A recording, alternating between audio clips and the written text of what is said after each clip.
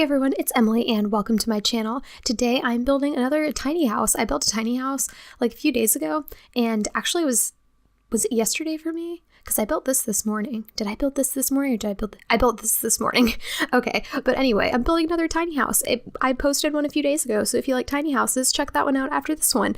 But anyway, I was inspired by this picture that I saw on Pinterest, and it was like a castle thing, and it was a regular size castle. It was not a tiny castle, but I was like, that would make an interesting tiny house, especially with our new fun roofs. And I've never used the cone roof, so I was like, a castle seems like the perfect time to use a cone roof. And then I had this other idea, so I was like, I could just build a little tiny house castle thing for any old sim, or I could build one for my Not So Berry family sim, because I'm about to be on the Peach generation, and our sim's name is Princess Peach. So there's that. I decided I'd build her a little castle starter home tiny house. Yes, this is a starter home tiny house. The last tiny house I built was probably ridiculously expensive because it was super cluttered and all that stuff. And this house, actually, I think it looks pretty nice. It's decently decorated. The only thing it's missing is a computer. But then I realized that I was assuming she would have a pet, so I put a pet bowl and a pet bed in here, and I didn't account for that in the budget that I set originally. Like I moved in one sim, and then I didn't move in a pet with her, which would have given her a little bit of extra money. So I could have theoretically had enough money for a computer, but I don't know. Anyway, this is an actual starter home that your sim could afford just right off the bat if your sim wants to live in this tiny castle like my sim does. And so she's Princess Peach. And the thing is, I did a thing. So originally, when I was getting close to the Peach generation of Not So Berry and Cats and Dogs was out and stuff, I decided that I wanted my Peach sim to have a dog named Paige, because if you watch Jenna Marbles, her boyfriend has a dog that's like the same breed as her dog, and its name is Peach, but they call her Paige sometimes. So I was going to name my sim's dog Paige, and it was going to be a thing. And it's an Italian Greyhound, so they're funny little dogs. So I was going to do that, but then I was like, I kind of want to get her a pet as a child, but I want her Italian Greyhound to be her, like young adult to adult age pet that she has when she's older and is like starting her life on her own and stuff. That's like really 100% her pet. But then I kind of wanted them to have another family pet, and they have a big dog right now. It's a collie, so it's a big dog. And I was thinking, I don't really want another big dog, and I kind of want a cat. So I got her a cat, and I named it Yoshi, and I painted it using the paint tool to make it look like Yoshi. So I have some screenshots of my Peach sim right now. She's a child right now, but I'm hoping by next time I do an update, she'll be a teen. So I did want to do a little update in a way where she's a child. So if you're keeping up with that challenge, stay tuned till the end. You can see what our little Princess Peach looks like and her new Yoshi cat. It's the cutest cat ever. I can't remember if my screenshots are of it as a cat or a kitten. I think it's a kitten, but I'm not 100% sure because I made it in Create a Sim or Create a Pet, and I made it as an adult cat, and then I aged it back down to a kitten so that we would have it in the family for longer.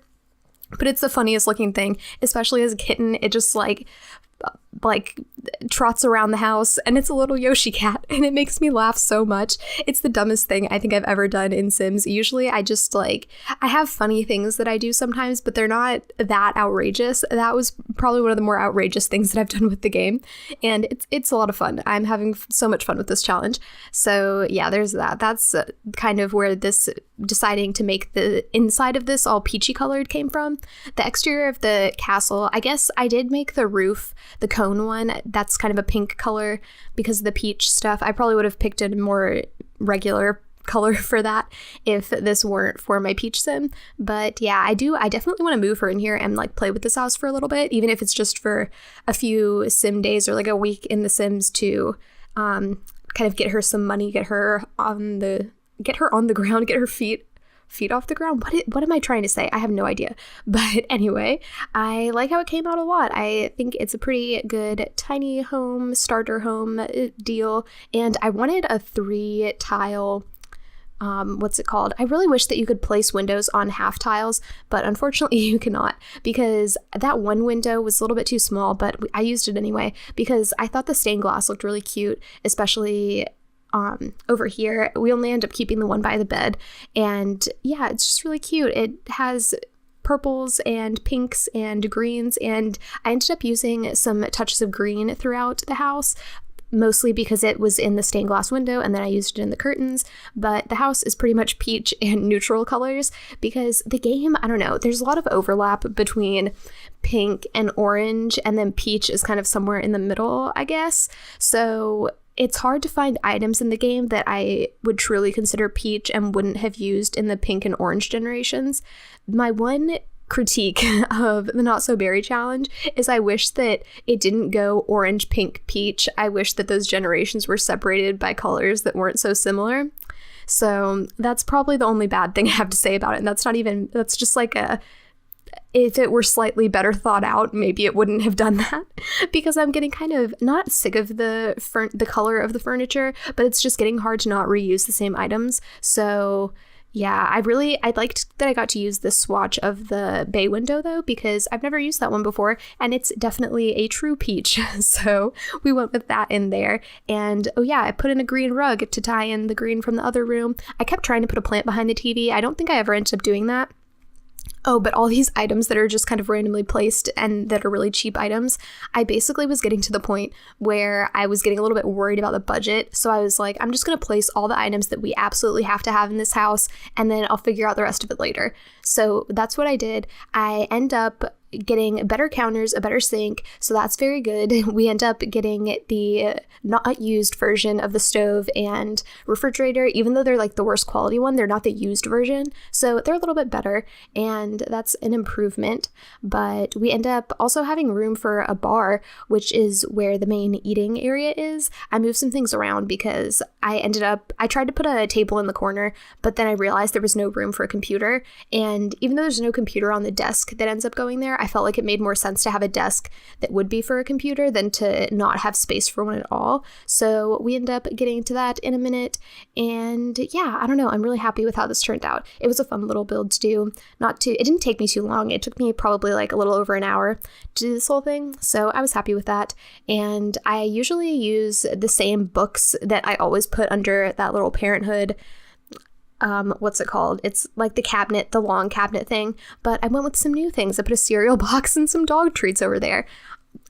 Very exciting. I know. Wow. Revolutionary. Mixing up my decor. But yeah. Oh, I used those curtains in the middle to line up the curtains to make sure they were at the same level. And then I used this nifty little thing from, what's it called? Get to Work, to make it look like they were one curtain rod. But I don't know if it really looks like that. That was just kind of my thought process. And, like I said, I was really pleased with how many items I was able to get in here. And I feel like it looks really lived in, well decorated for being a starter house. I guess because it is a tiny house, so it's really small and you don't have too much cost from walls and stuff. But yeah, I was really happy with what I was able to do with the budget. I was kind of worried when I started off that maybe I should just go crazy and not worry so much about the budget and just make whatever house I wanted to. But for the past few generations of Not So Berry, I've cheated a little bit on money when we've moved from house to house, and I want the peach generation to truly be a generation of no cheating and back to how I was playing the challenge before I got carried away with wanting to have a nice house all the time. And I'm not going to cheat for money this generation. So I thought that we should just kick that off with a good old starter house, nice little tiny castle. And the build is almost over now. I go back and forth between this desk situation for a little while, but I finally get it together. And I thought about putting a big desk. That didn't look right. So we just go back to the way it was. And I'm pretty sure this is the way that it ends up. What did I put on the wall there? Let's find out. Oh yeah, I put that little board that I put in literally every house I build. But anyway, I hope that you enjoyed this video. Make sure to subscribe for more speed builds. I'm doing tiny houses kind of like once a week now. It's not like a real scheduled thing, but it's happening. So make sure to subscribe if you like tiny houses, or thumbs up this video. Let me know if you like them. And yeah, that's all I have to say. Thanks for watching. Bye.